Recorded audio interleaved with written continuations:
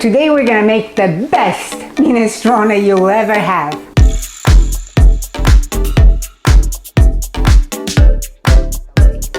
So today we're gonna make minestrone.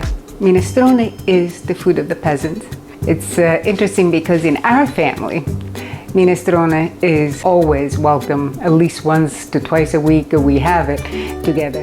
Here's the recipe for minestrone for two from the Secret Sicilian Diet.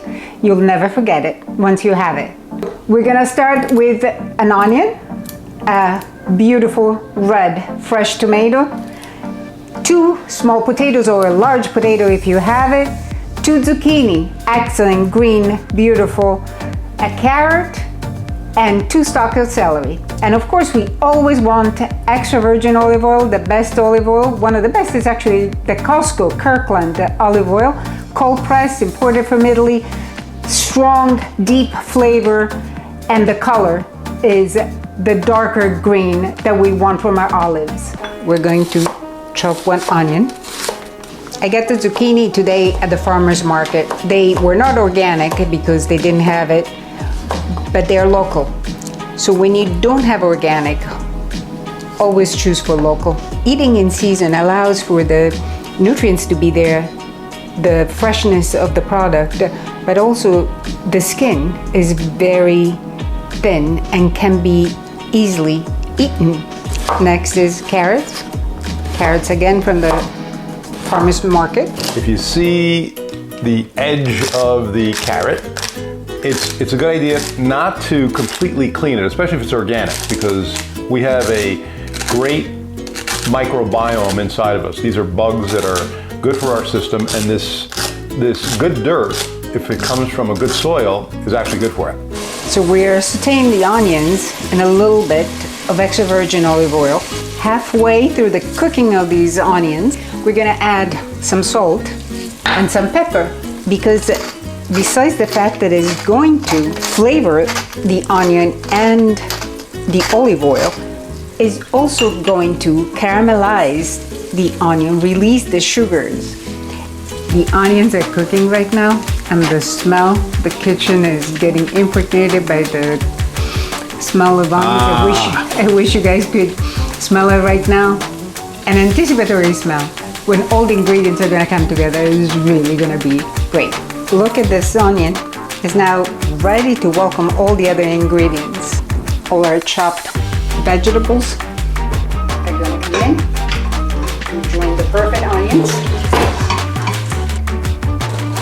More zucchini. That's the beauty of minestrone. You can add whatever vegetables you find and create your own recipe.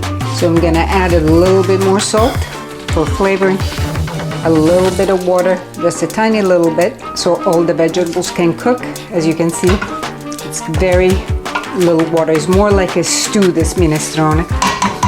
We'll let it cook for about 25 minutes. Our minestrone is ready. Look how beautiful it has transformed into a cooked version of our chopped vegetable. Now we can definitely serve it like this, or we can create a creamier version by using an immersion blender.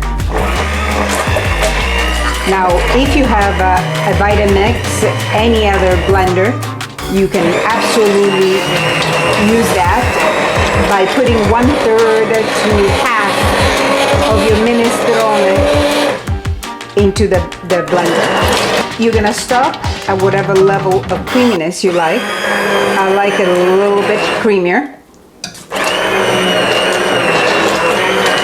And this is good for me.